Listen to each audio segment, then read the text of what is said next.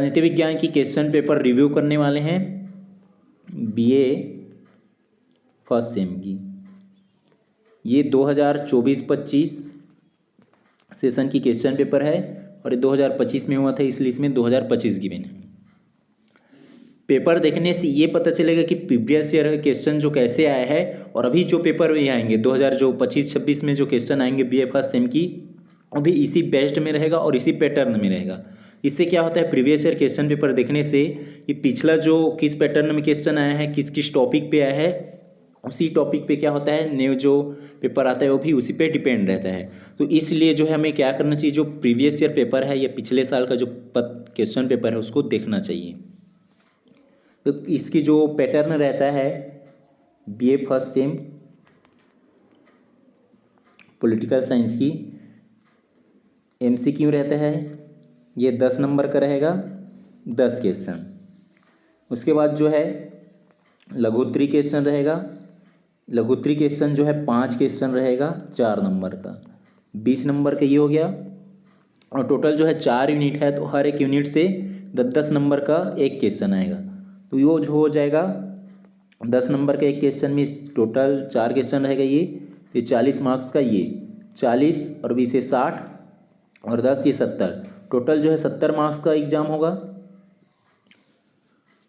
इसमें जो है 10 मार्क्स का एमसीक्यू रहेगा, 4 यूनिट है, तो हर एक यूनिट से मिनिमम जो है 2 क्वेश्चन या मैक्सिमम जो है 3 क्वेश्चन, 4 यूनिट है उसमें से 10 क्वेश्चन आना है, तो हर एक यूनिट से मिनिमम तो 2 क्वेश्चन आएंगे ही। और उसके बाद जो लघुत्तरी जो 4 मार्क्स का आता है क्वेश्चन, इसमें से जो है 5 क्वेश्चन आएगा, 4 यूनिट है लेकिन क्वेश्चन 5 आएगा, तो ये हर एक यूनिट से 4 मार्क्स का एक क्वेश्चन ही आएंगे। और 10 नंबर वाला है तो हर एक यूनिट से 10-10 नंबर के एक क्वेश्चन बनेंगे। अब हम लोग क्वेश्चन देखेंगे एमसीक्यू क्वेश्चन जो 2024-25 प्रीवियस ईयर में आया था फर्स्ट सेम में क्वेश्चन। पहला क्वेश्चन है राजनीति विज्ञान सरकार के अध्ययन है, यह मत किसका है? Option A doctor Garner, option B Leacock, option C अरस्तु, option D Green. Next question है राजनीति की शक्ति का विज्ञान कहने वाले विद्वान कौन है? Option A Rousseau, option B Plato, option C Catlin, option D David Stern. Next question है पॉलिटिक्स किसकी रचना है? सुकरात, प्लेटो, अरस्तु, सिसरो। नेक्स्ट क्वेश्चन है सरकार पर 2 संधियाँ किसकी रचना है? Option A John Locke, option B Jean Jacques Rousseau, option C Thomas Hobbes, option D Montesquieu. Next question है मानवीय अधिकारों की सर्वलौकिक घोषणा पत्र में कितनी धाराएं हैं? Option A 50, option B 10, option C 30, option D 80। Next question है राज्य की उत्पत्ति का कौन सा सिद्धांत अधिक संतोषजनक है? ऑप्शन ए दैवी सिद्धांत, ऑप्शन ब शक्ति सिद्धांत, या ऑप्शन सा या सी सामाजिक समझौता सिद्धांत, ऑप्शन डी विकास या ऐतिहासिक सिद्धांत। नेक्स्ट क्वेश्चन है प्रत्यय लोकतंत्र किस देश में है? भारत में, नेपाल में, स्विट्जरलैंड में, संयुक्त राज्य अमेरिका में। नेक्स्ट क्वेश्चन है मॉडर्न डेमोक्रेसी पुस्तक के लेखक का नाम है?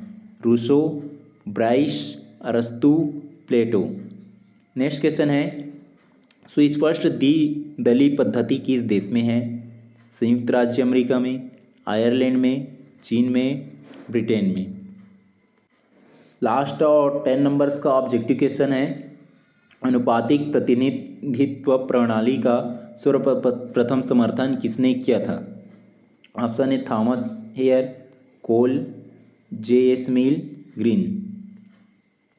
उपयुक्त जो 10 मार्क्स का एमसीक्यू क्वेश्चन है, ये 10 जो एमसीक्यू क्वेश्चन है उस क्वेश्चन को देखने से यही स्पष्ट हो रहा है कि जो प्रीवियस ईयर में आया है क्वेश्चन 2 से 3 क्वेश्चन बुक्स पे डिपेंड है। बुक्स पे डिपेंड्स मतलब जो राजनीतिज्ञ है या जो राजनीति शास्त्र के जो महान विद्वान हैं तो उनकी कौन कौन सी पुस्तक है इस पे फोकस करना है, या उन्होंने क्या क्या पुस्तक लिखा है, जो अलग अलग जो राजनीतिज्ञ है उनकी पुस्तक पे फोकस करना है, उन्होंने जो पुस्तक बुक लिखा है वो। और जो क्या है दूसरा जो क्या है जो क्वेश्चन है वो सिद्धांतिक पे है। सिद्धांतिक मतलब जो ये जो कौन कौन सा जो राजनीतिज्ञ है या जो राजनीति विद्वान है उन्होंने कौन कौन सी सिद्धांत दिया है, सिद्धांत बेस्ड में है। और जैसे यहाँ पे दिया है अनुपातिक प्रतिनिधित्व प्रणाली का सर्वप्रथम समर्थन किसने किया था, तो इस बेस्ड में है। तो इसी बेस्ड के अकॉर्डिंग हमें क्वेश्चन की तैयारी करना है, और जो नेक्स्ट अभी क्वेश्चन आएगा वो भी इसी बेस्ड में रहेगा, इसी पैटर्न में रहेगा। नेक्स्ट क्वेश्चन है क्वेश्चन नंबर 2, जो कि हर एक मार्क्स जो है ये 4 मार्क्स वाला है। हर एक जो क्वेश्चन है वो 4 मार्क्स वाला है। निम्नलिखित लघु प्रश्नों का संक्षिप्त टिप्पणी लिख कीजिए। क्वेश्चन फर्स्ट है सत्ता के कार्य क्या है। क्वेश्चन सेकेंड है राज्य की उत्पत्ति के शक्ति सिद्धांत की व्याख्या कीजिए। क्वेश्चन 3 है आंतरिक एवं बाहरी प्रभुसत्ता को समझाइए। और क्वेश्चन चौथा है संसदीय शासन के गुणों का उल्लेख कीजिए। और पांचवा है स्वस्थ जनमत के निर्माण में आने वाली कोई 3 बाधाएं बताइए।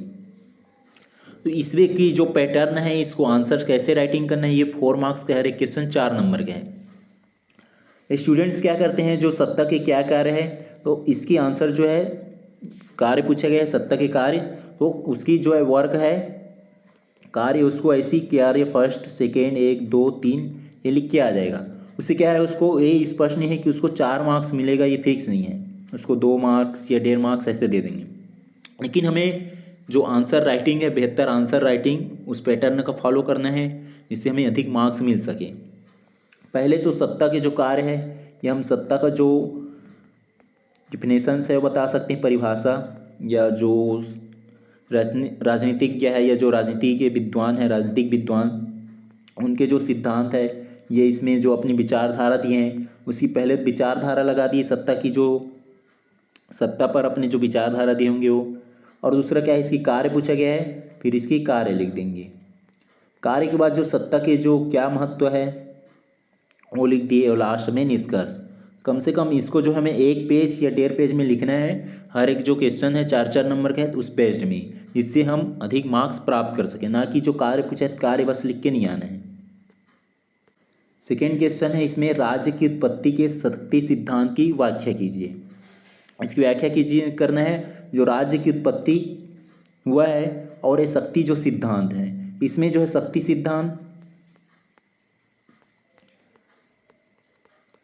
सिद्धांत इस पे जो है इसकी व्याख्या करना है राज्य की उत्पत्ति पर जो शक्ति सिद्धांत है वो।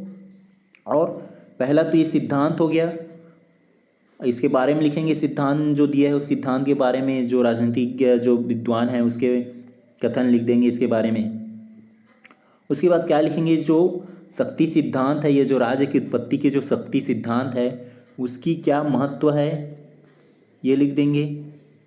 महत्व लिखने के बाद लास्ट में निष्कर्ष लिखेंगे, जिससे हमें इसमें जो है हर एक क्वेश्चन में 3 या 3.5 मार्क्स मिल सके। 4 मार्क्स तो चांसेस नहीं है, लेकिन कुछ क्वेश्चन में 4 मार्क्स भी मिल सकता है।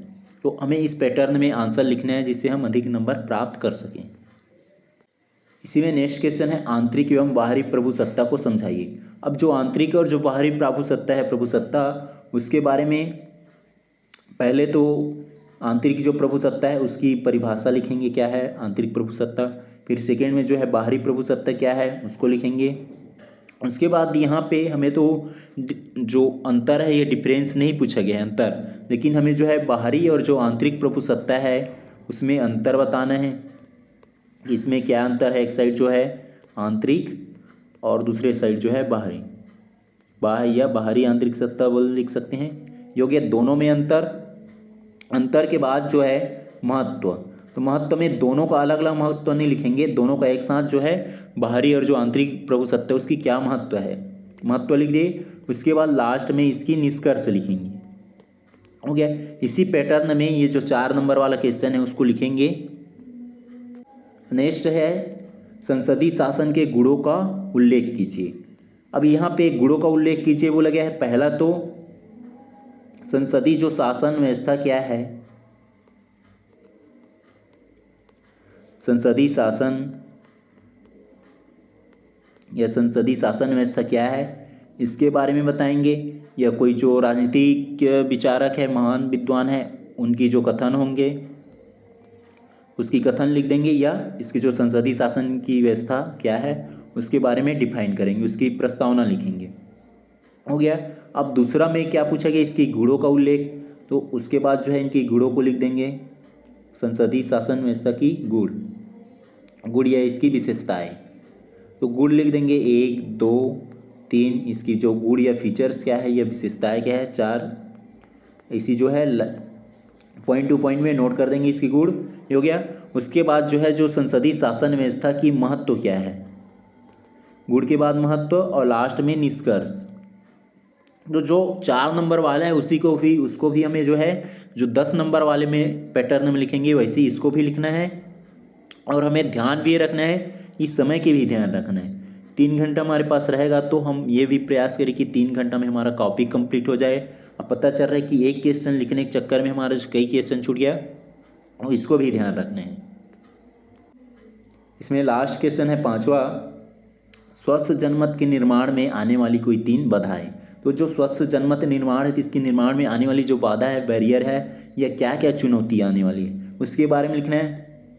पहला तो स्वस्थ जन निर्माण, तो स्वस्थ जन निर्माण कैसे कर सकते हैं, या इसमें जो विचारक अपने कथन दिए होंगे कि स्वस्थ जनमत क्या है, पहला तो ये हो गया। दूसरा जो है इसमें जो निर्माण में, स्वस्थ जनमत के निर्माण में आने वाली जो चुनौती है, क्या क्या जो चुनौती है उसके बारे में लिखना है। और लास्ट में फिर जो है महत्व यदि भी नहीं लिखेंगे, निष्कर्ष लिखेंगे, ये हमारा फिर ये आंसर कंप्लीट हो जाएगा। अगला जो क्वेश्चन है दीर्घ उत्तरी क्वेश्चन है, यह वर्णनात्मक क्वेश्चन है। ये हर एक क्वेश्चन 10 मार्क्स वाला है, हर एक क्वेश्चन 10 नंबर वाला है।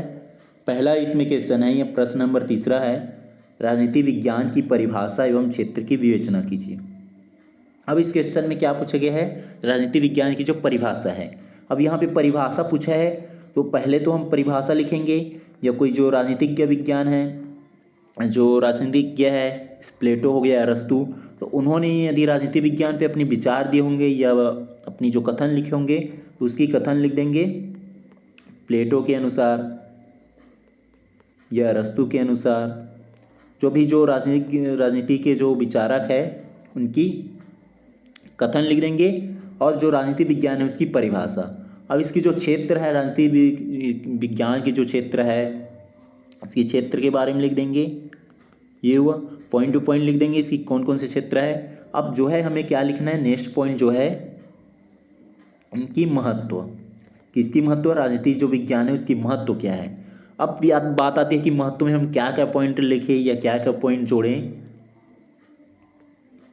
तो उसकी महत्व के पॉइंट में लिखेंगे, महत्व में या विशेषताएं में।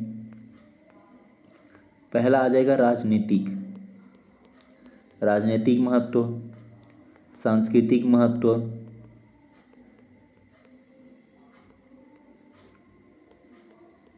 आर्थिक महत्व,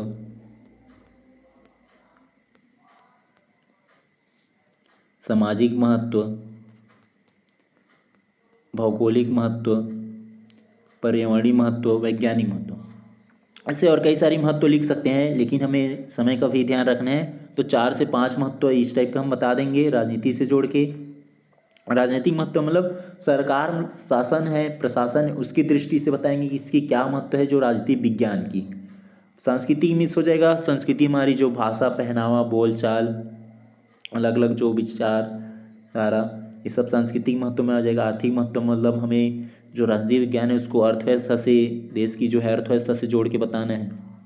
सामाजिक महत्व मतलब समाज से जोड़ के बनाना है कि समाज में जो अलग अलग जो लोग रहते हैं, उनकी जो है निचले तबके के लोग, समाज में किसान की स्थिति, महिलाओं की स्थिति, एक जो वंचित वर्ग की स्थिति, ये सबको जो है राजनीति विज्ञान से जोड़ के बताना है।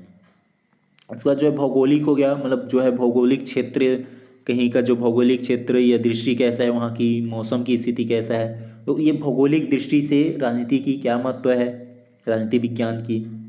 ऐसी जो है पर्यावरणीय महत्व, वैज्ञानिक महत्व, इस टाइप का अलग अलग जो महत्व, तो 5 से 6 महत्व इस टाइप का लिख लेंगे। और फिर आता है लास्ट लिखेंगे इसकी निष्कर्ष। इसकी क्या निष्कर्ष है? निष्कर्ष से पहले हम लोग यदि प्रासंगिकता लिखना चाहेंगे लिख सकते हैं। प्रासंगिकता मीन्स होता है रिलीवेंस, कि वर्तमान समय में जो राजनीति विज्ञान की क्या महत्व है या क्या उसकी महत्व है या क्या उसकी रिलीवेंस है, उसके बारे में लिखना रहता है। तो वर्तमान समय में राजनीति विज्ञान के जो राजनीतिक जो धारणा है, कंसेप्ट, उसकी काफ़ी महत्व है कि एक राजनीतिक विचारक ही जो है दूसरे देश की जो व्यवस्था है या दूसरे देश की जो व्यापारिक दृष्टि है उसको भी काफ़ी प्रभावित करते हैं। क्वेश्चन नंबर 3 में ही अथवा में राजनीति विज्ञान की अध्ययन पद्धतियों का संक्षेप में वर्णन कीजिए। अब जो राजनीति विज्ञान है उसकी अलग अलग जो अध्ययन पद्धति है, मेथड है, या जो अलग अलग जो राजनीतिक विचारक है तो उसकी जो है विचारधारा लिख देंगे। और यहाँ भी जो है राजनीति विज्ञान की पहला तो उसकी भूमिका लिखेंगे या परिभाषा, या जो राजनीति विज्ञान की अर्थ क्या है वो, और इस अर्थ में किसी राजनीतिज्ञ है जो विचारक है उसकी कथन लिख देंगे। उसके बाद इनकी जो अलग अलग जो पद्धति है, विधि है, मेथड है, उसके बारे में लिखेंगे, जो भी 1 2 3 4 जो भी पद्धति होंगे उसको। उसके बाद इसमें भी महत्व, प्रासंगिकता, और यहाँ पे चाहेंगे तो राजनीति विज्ञान के क्षेत्र को प्रभावित करने वाला कारक, और अंत में निष्कर्ष। क्वेश्चन नंबर 4 है राज्य को परिभाषित कीजिए एवं इसके आवश्यक तत्वों की विवेचना कीजिए। अब पहला इसमें हम लिखेंगे जो राज्य है, राज्य की परिभाषा क्या है। जो राज्य है उसकी परिभाषा क्या है? परिभाषा, राज्य की पहले परिभाषा लिख देंगे, या कोई जो राजनीतिक विचारक है उसकी कथन लिख लेंगे यहाँ पे। ये हो गया। अब दूसरा पूछेगा इसके आवश्यक तत्व, जो राज्य की आवश्यक तत्व है या जो एलिमेंट्स है, आवश्यक तत्व ये लिखेंगे। जो भी 5 है, जो भी आवश्यक तत्व है उसको लिख लेंगे। आवश्यक तत्व लिखने के बाद जो राज्य है, इस राज्य की महत्व क्या है, ये राज्य की क्या भूमिका है। भूमिका या परिभाषा तो यहीं आ जाएगा, हम भूमिका भी लिख सकते हैं, या इसकी राज्य की महत्व, यह राज्य की विशेषता है, विशेषताएं महत्व लिख सकते हैं। और तीसरा लिख लेंगे राज्य की विशेषताएं। विशेषताएं में आ जाएगा सामाजिक विशेषता, राजनीतिक विशेषता, आर्थिक विशेषता, धार्मिक विशेषता, सांस्कृतिक विशेषता, पर्यावरणीय विशेषता। तो अब इसको बताना है कि राज्य जो है एक समाज के लिए या समाज जो है राज्य के लिए क्या दायित्व है उसका राजनीतिक दृष्टि से, उसके बारे में राजनीतिक महत्व में जो है सरकार की दृष्टि से बताना है राज्य की जो है महत्व क्या है, राज्य की क्या विशेषता है। वैसी जो अलग अलग जो हम बता रहे हैं आर्थिक महत्व या आर्थिक विशेषता, वैसे ये सबको जोड़ के लिखना है, राज्य से ही जोड़ के लिखना है, इंटरलिंक करके। इसी में अथवा क्वेश्चन है लोक कल्याणकारी राज्य की परिभाषा एवं कार्यों का मूल्यांकन कीजिए। यहाँ भी हम क्या लिखेंगे, पहले लोक कल्याणकारी राज्य की परिभाषा, फिर उसकी कार्य, और कार्य के बाद फिर जो है लोक कल्याणकारी की क्या विशेषता है या क्या महत्व है। विशेषता या महत्व दोनों यहाँ पे विशेषता करके लिख सकते हैं, दोनों एक ही होता है, ऐसे भी करेंगे तो फिर क्या लिखेंगे, विशेषता, लोक कल्याणकारी राज्य की विशेषता, अलग अलग जो भी है, राजनीतिक विशेषता, आर्थिक विशेषता, सामाजिक विशेषता, सांस्कृतिक विशेषता, पर्यावरणीय विशेषता, वैज्ञानिक विशेषता, अलग अलग ये जो है लोक कल्याणकारी राज्य की विशेषता लिख देंगे। और पहला तो उसका जो है परिभाषा और कार्य हो गया, विशेषता, और विशेषता के बाद यदि हम प्रभावित करने वाला कारक लिखना चाहेंगे लिख सकते हैं, लेकिन हमें जो है समय की भी ध्यान रखना है। और जो है 3 पेज या 4 पेज, 3 पेज मैक्सिमम जो है, मिनिमम 3 पेज की भी ध्यान रखना है ताकि हम ज़्यादा पेज ना लिखें। और उसके बाद जो है प्रासंगिकता लिख देंगे, लोक कल्याणकारी राज्य की प्रासंगिकता, वर्तमान समय में इसकी क्या रिलीवेंस है। लोक कल्याणकारी जो है लोगों के लिए कल्याण का काम करना, लोगों के हित के लिए काम करना राज्य की भूमिका है। उसके बारे में प्रासंगिकता बता देना कि वर्तमान समय में सरकार जो है क्या क्या स्कीम ला रहा है समाज के जो वंचित और निचले तबके के लिए, स्कीम के बारे में लगा देंगे। जैसे प्रधानमंत्री आवास स्कीम हो गया, प्रधानमंत्री किसान क्रेडिट कार्ड योजना हो गया, प्रधानमंत्री किसान क्रेडिट कार्ड योजना हो गया, और कई सारी जो स्कीम्स है गवर्नमेंट की स्कीम यहाँ पे ऐड कर सकते हैं। हमारी राज्य सरकार की स्कीम ऐड कर सकते हैं, जैसे महतारी वंदना योजना हो गया, और कई सारी जो स्कीम है राज्य की, तो उसको हम यहाँ पे ऐड कर सकते हैं। नेक्स्ट क्वेश्चन है संप्रभुता से आपका क्या आशय है, इसकी विशेषताओं का उल्लेख कीजिए। पहला तो डिफिनेशंस या जो आशय पूछा गया मीनिंग संप्रभुता का, उसका मीनिंग बताना है, या अर्थ या आशय, या कोई जो राजनीतिक विचारक है उसकी कथन लिख देंगे, प्लेटो या अरस्तु जो भी आपकी राजनीतिक विचारक है उसकी। उसके बाद दूसरा जो है इसकी विशेषता, जो संप्रभुता है उसकी क्या विशेषता है, इसमें ऑलरेडी विशेषता पूछा गया था, हमें अलग से लिखना नहीं पड़ेगा, हो गया। अब इसके बाद जो है इसकी जो है संप्रभुता की प्रासंगिकता क्या है वो बताना है, और लास्ट में फिर निष्कर्ष, क्योंकि इस पैटर्न में इसी व्यवस्था से इसी पैटर्न में आंसर राइटिंग करेंगे, इससे हमें अधिक मार्क्स मिलने की संभावना रहेगा। इसी में अथवा में पूछा गया है लोकतंत्र की परिभाषा दीजिए, तो इसी जो है इनका भी डिफिनेशंस लिख लेंगे, और लोकतंत्र की सफलता है तो आवश्यक शर्त, तो जो लोकतंत्र है जो डेमोक्रेसी है उसकी सक्सेसफुल के लिए, उसकी सफलता के लिए क्या क्या आवश्यक शर्तें हैं उसके बारे में लिखना है, शर्त के बारे में। उसके बाद जो ये वाला हो गया, उसके बाद यहाँ पे महत्व या विशेषता नहीं पूछा है तो लिख लेंगे लोकतंत्र की विशेषता या महत्व, और उसके बाद प्रासंगिकता, और लास्ट में अंत में निष्कर्ष। इस टाइप का आंसर राइटिंग करेंगे। नेक्स्ट क्वेश्चन है और अंतिम क्वेश्चन है दीर्घोत्तरी का, एकात्मक शासन की विशेषताएं एवं गुण दोषों का वर्णन कीजिए। यहाँ पे तो विशेषता पूछा गया था, हमें डायरेक्ट विशेषता नहीं लिखना है, पहले तो हम लिखेंगे एकात्मक शासन। एकात्मक शासन क्या है, यह इसकी क्या मीनिंग है, या इसका क्या अर्थ है, पहले इसको लिखेंगे, ये हो गया। अब दूसरे में क्या लिखेंगे, पूछा गया इसमें विशेषता, तो उसके बाद लिखेंगे इसकी विशेषता, एकात्मक शासन की जो विशेषता क्या है उसकी क्या विशेषता है।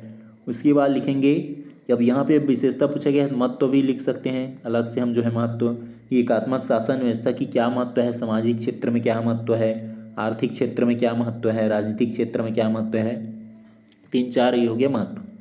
अब उसके बाद इसकी गुण मतलब उसकी पॉजिटिव पॉइंट बताना है, एकात्मक शासन की क्या गुण है, और दोष मतलब उसकी निगेटिव पॉइंट बताना है। तो ये हो जाएगा इस टाइप उसका टेबल बना के, जो है एक साइड जो है गुण एक साइड दोष, और ऊपर में लिखेंगे एकात्मक शासन की गुण एवं दोष, टेबल बना के एक साइड जो है गुण एक साइड दोष लिख लिए। उसके बाद जो लिख लेंगे प्रासंगिकता के बाद लास्ट में निष्कर्ष। तो हमें समय की भी ध्यान रखना है और अपनी आंसर राइटिंग का भी ध्यान रखना है कि हम कितना आंसर राइटिंग कर पा रहे हैं। इसी में अथवा क्वेश्चन है, दबाव समूह की परिभाषा दीजिए एवं इसके प्रकारों का वर्णन कीजिए। पहला तो दबाव समूह की परिभाषा लिख लिए, डिफिनेशन जो प्रेशर ग्रुप है उसका। उसके बाद इसकी प्रकार लिख लेंगे, टाइप्स जो है कितने टाइप्स का है टाइप्स, और उसका फिर वर्णन करना है, वर्णन मतलब उसकी परिभाषा डिफिनेशंस वगैरह देना है। और इसकी जो है सभी का वर्णन करने के बाद डिफिनेशंस वगैरह लिखने के बाद तीसरा पॉइंट में लिखेंगे दबाव समूह का एक राज्य के लिए कितना महत्व रखता है दबाव समूह। तो दबाव समूह की महत्व या विशेषता, उसमें आ जाएगा सामाजिक विशेषता, सांस्कृतिक विशेषता, आर्थिक विशेषता। दबाव समूह जो है एक समाज के हित के लिए कितना जो है ज़रूरी है, या समाज के लिए कितना ये इसका महत्व है, ये हो गया। तो आज की जो आप लोग हम लोग इसमें चर्चा किए हैं, जो 2024-25 सेशन की क्वेश्चन पेपर था राजनीति विज्ञान का बीए फर्स्ट सेमेस्टर का, हमें इस बात को पूरी तरह से ध्यान में रखना है कि आंसर राइटिंग किस पैटर्न में करना है, और समय की भी ध्यान रखना है। और जो जो क्वेश्चन पिछले साल पूछा गया है इस पे भी ध्यान रखना है कि क्वेश्चन जो है किस टॉपिक पे पूछा गया है और किस टाइप का पूछा गया है, उसी पैटर्न में और उसी पद्धति से हमें अपनी एग्ज़ाम की तैयारी करना है और उसी पैटर्न में या जिस टॉपिक से क्वेश्चन पूछा है उस टॉपिक पे ज़्यादा फोकस करेंगे अपनी तैयारी का, जिससे हम अच्छे से क्वेश्चन अटेम्प्ट कर सकें। और ये बात भी हमें ध्यान रखना है, बहुत से स्टूडेंट्स क्या करते हैं, मान लो ये क्वेश्चन नंबर 6 दिया है और इसका आंसर मुझे पता नहीं है, तो कुछ स्टूडेंट्स क्या करते हैं, ये बहुत से स्टूडेंट एकात्मक शासन की विशेषता और अथवा मान लो ये 6वां नंबर का मुझे दोनों क्वेश्चन पता नहीं है, तो बहुत से स्टूडेंट्स क्या करते हैं, इसको छोड़ के आ जाते हैं, मेरे को पता नहीं है ऐसे करके। तो हमें क्या करना है, उसको छोड़ के नहीं आना है, लिख के आना है। अब एकात्मक शासन क्या है, एकात्मक मतलब एक, तो अपने अकॉर्डिंग जो है, यदि पता भी नहीं है तो अपने अकॉर्डिंग उसकी परिभाषा लिख के आना है। उसके बाद जो विशेषता, अब इसमें आती है विशेषता की बात, तो विशेषता में क्या लिखना है, आप लोग को जो बताया था ये महत्व में, या उसकी विशेषता पूछता है ये महत्व में, और सामाजिक विशेषता, आर्थिक विशेषता, राजनीतिक विशेषता, सांस्कृतिक विशेषता, धार्मिक विशेषता, पर्यावरणीय विशेषता, भौगोलिक विशेषता, वैज्ञानिक विशेषता। विशेषता, पर्यावरणीय विशेषता, सामाजिक विशेषता, राजनैतिक विशेषता, आर्थिक विशेषता, सांस्कृतिक विशेषता,